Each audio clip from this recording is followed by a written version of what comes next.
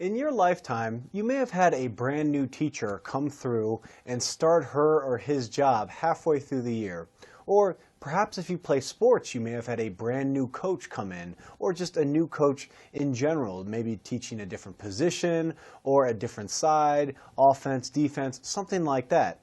And those new coaches or those new teachers, they probably had a huge impact on either your class or perhaps on your team.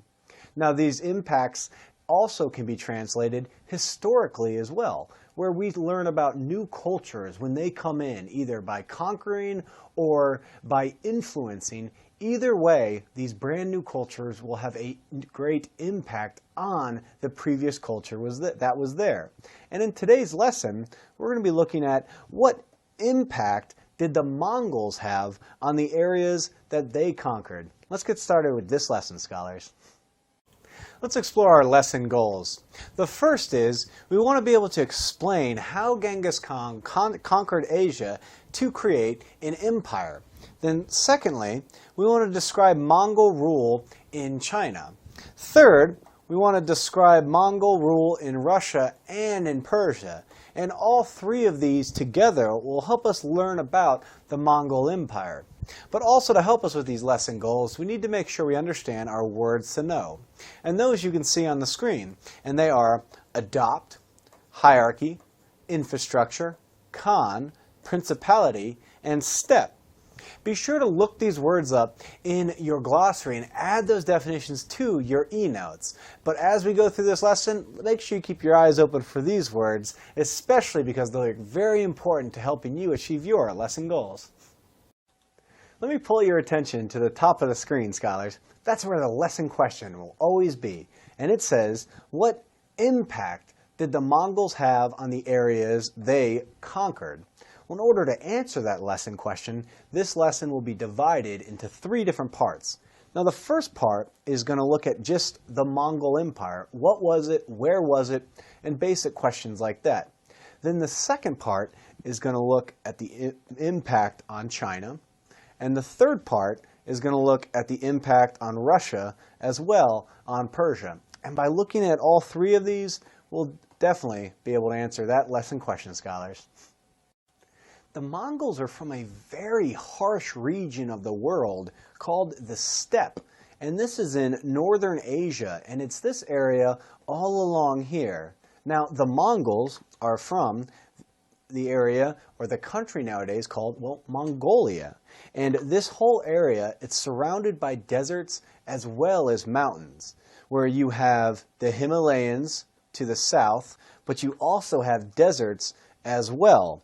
And what's incredible is that this area where the Mongols come from season to season, they can have a temperature swing of more than 100 degrees Fahrenheit, meaning sometimes the temperature could be negative 20 degrees in one season. However, at the middle of summer, it could be 80 degrees. So it could go from negative 20 to 80 within one season, a 100-degree temperature swing. It's incredible.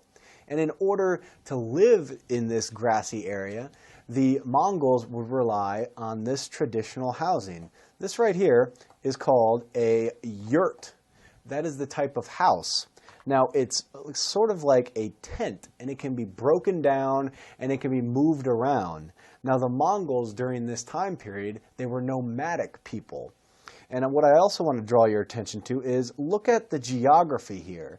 How it's slightly hilly in the background, but predominantly it is this large grasslands. And this is the area that the Mongols rose to power, this harsh area that really helped develop them into a very vigorous as well as a very nomadic people. Back to that lesson question, scholars. It's at the top of the screen. It says, what impact did the Mongols have on the areas they conquered? Well, we just took a look at what the steppe was, those large grassy lands where Mongolia is currently located. It's an extremely harsh area to grow up in. Well, let's keep building on that knowledge, and let's really dive into this first part and talk about the rise of the Mongol Empire. And this will really help lay the baseline for us to answer our lesson question. Let's get started with this first part, scholars. Living on the steppe or those grasslands, the Mongol people were actually nomadic, meaning they traveled from place to place. They did not have one center for generations. And they also practiced pastoralism, or they raised livestock for their use, like sheep or other animals such as that. Now they were ruled by chieftains, which were called Khans, and you'll see that come up in this person's name, Genghis Khan, who is possibly the most famous of the Khans of the Mongol Empire. Here's a picture of him on the right. Now, what's interesting to know is that his name when he was born was actually Temujin, and his father was actually an elder in one of these tribes. However, once his father died, his family was kicked out of the tribe. So Genghis Khan actually rose from very humble beginnings, and he gradually grew in power as well as stature, and he was able to unite the tribes of Mongolia in 1206, and with that he founded the Mongol Empire. Now he was given the name of Genghis Khan, or great ruler, for his incredible achievements, and we're going to see a map in a second of how quickly he expanded the empire in a very short amount of time. And he conquered vast territory, including parts of China, parts of Persia, in the modern-day area of Iran, as well as in Russia, all the way to the cities of Moscow and Kiev. An incredible ability. Now, he was able to conquer these territories and control these areas by very efficient military techniques. They were incredible horsemen, the Mongols were. But in addition, he was a ruthless warrior as well, where if people resisted him, he would go in and sack the city, and he was actually known to kill thousands of people or decimate a population of those who fought against him.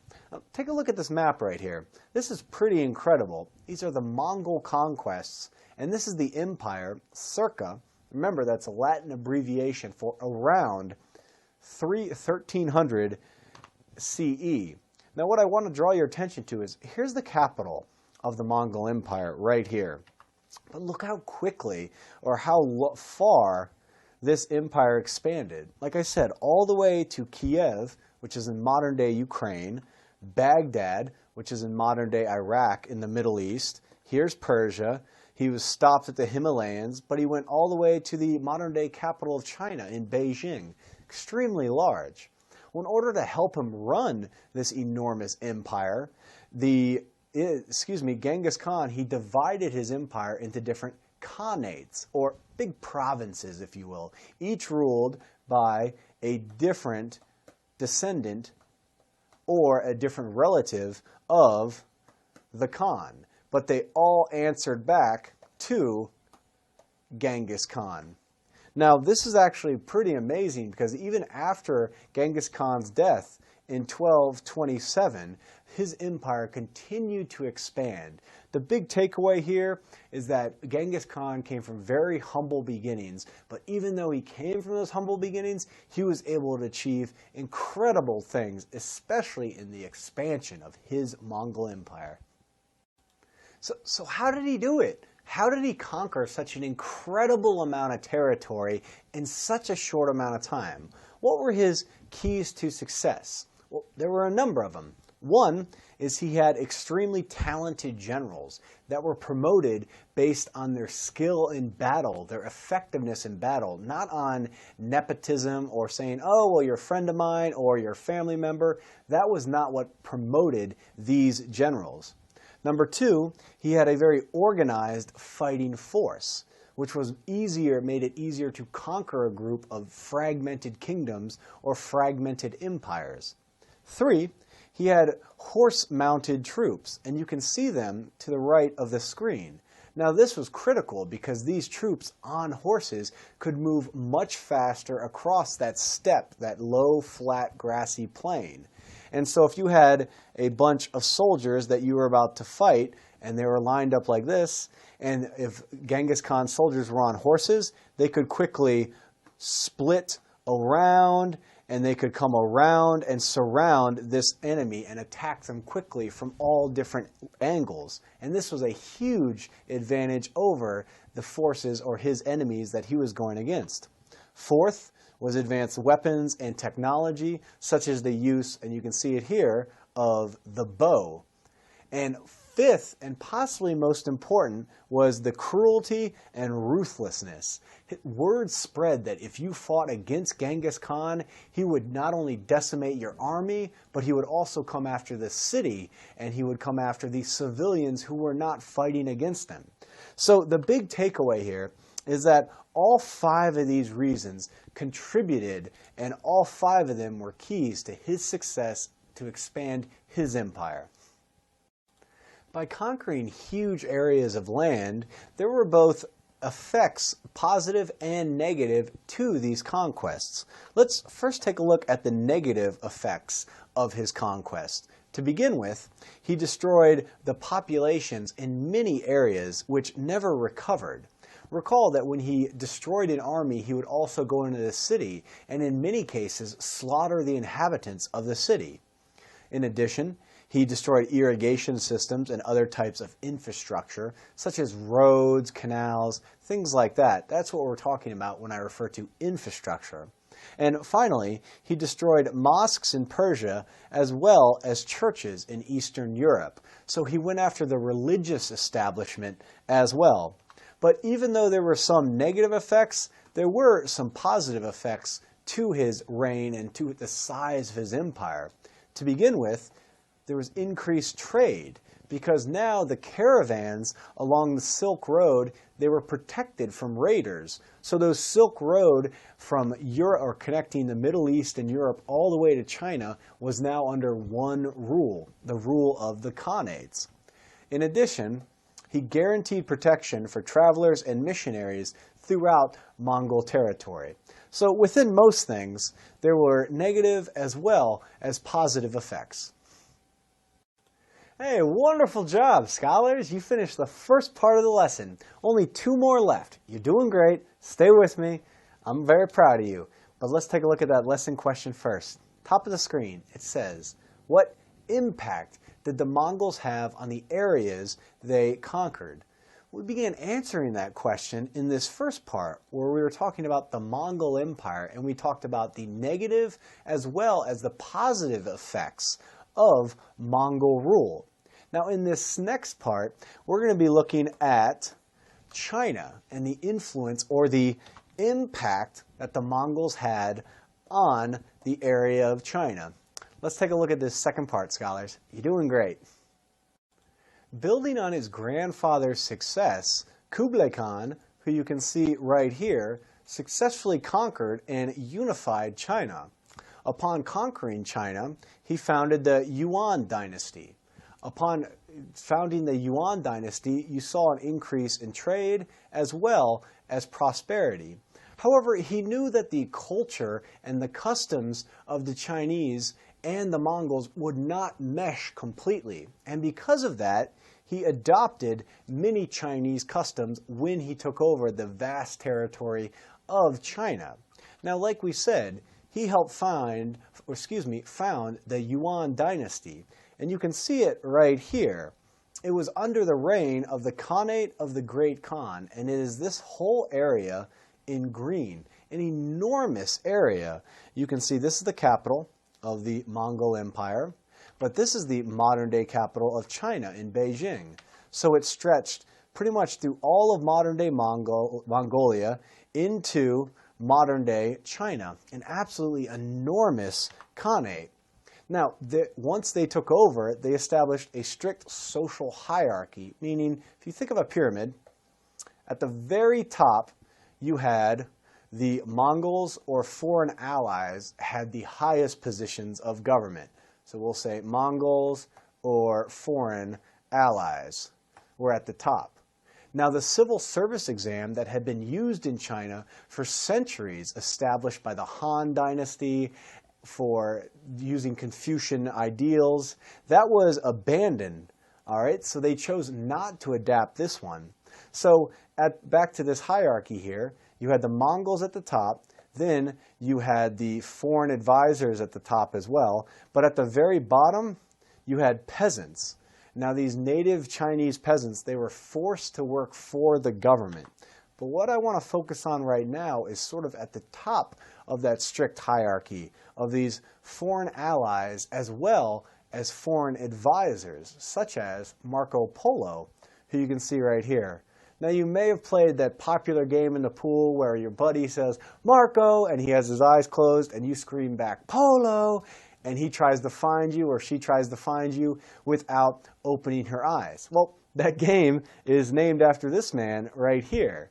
And let's learn a little bit more about him.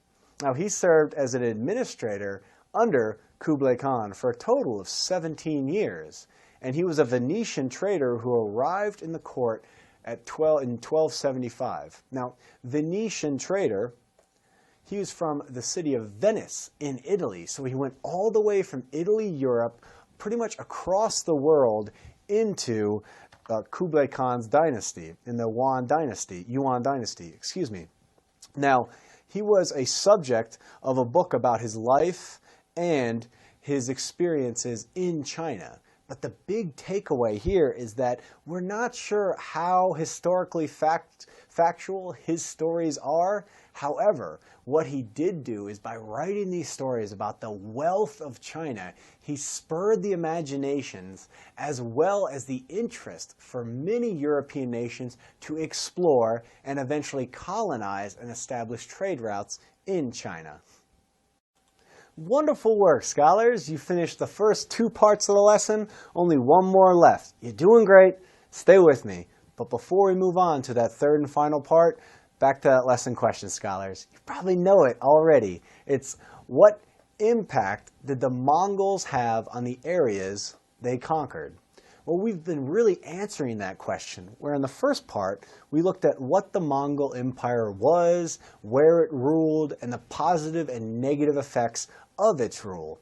Then we sort of did a case study of Mongol rule in China, and we saw how they adopted some aspects of Chinese culture.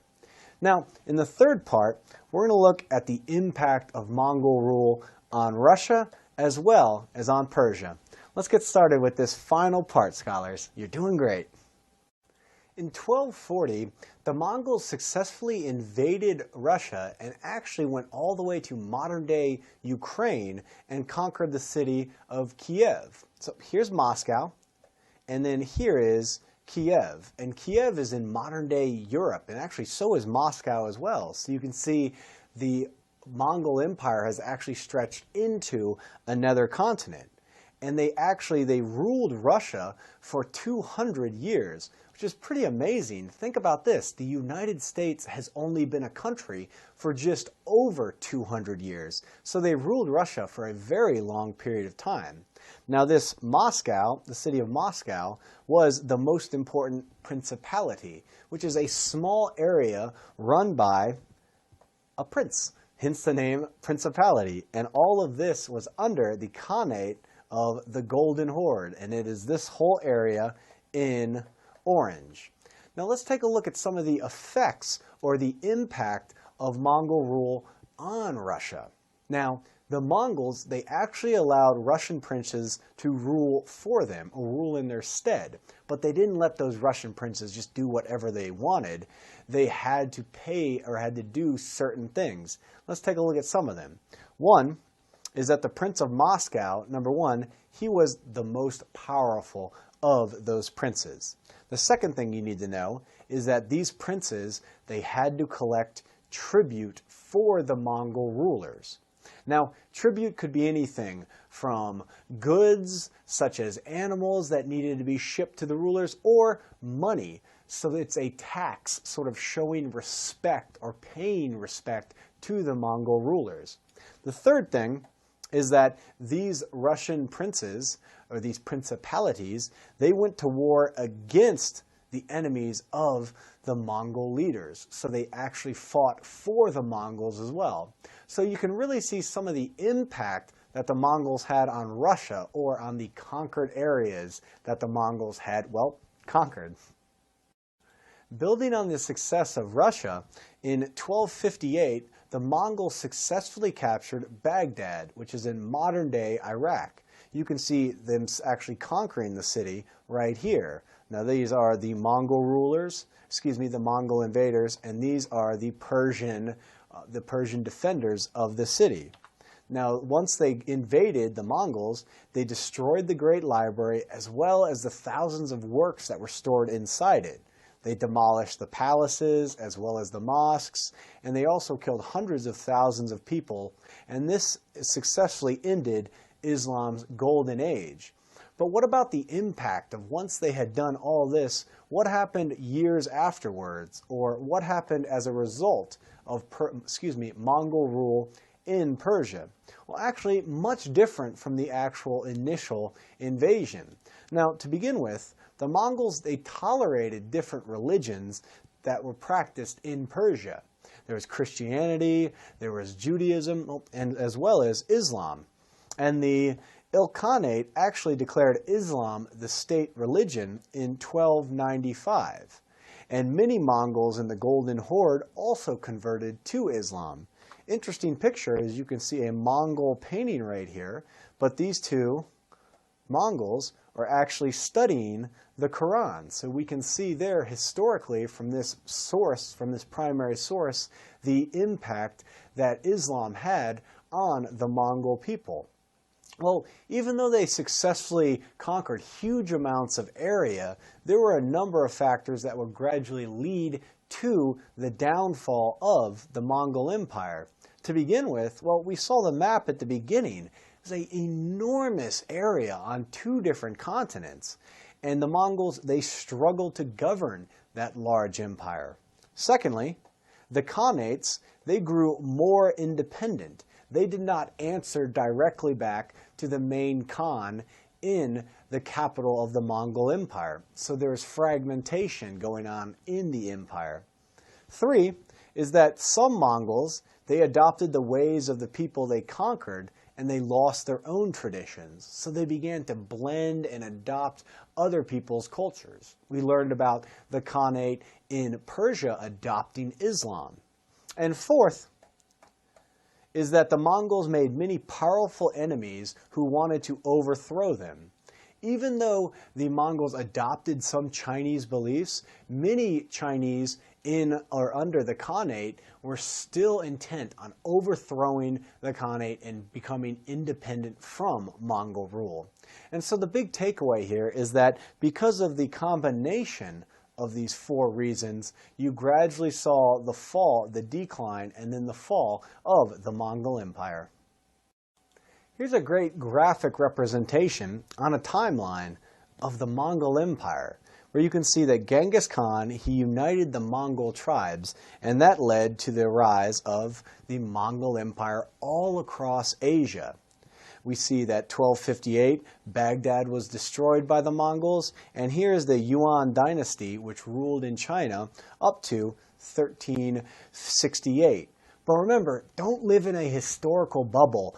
Other things are happening during this same time period. For example, in 1453, in Constantinople, which is in modern-day Turkey, Constantinople fell to the Ottoman Turks. So again, whenever you're studying something in history, always keep in the back of your mind, well, what else is going on throughout the world? And especially try to think, how are those different events throughout the world linked or united with each other? What are the connections between them?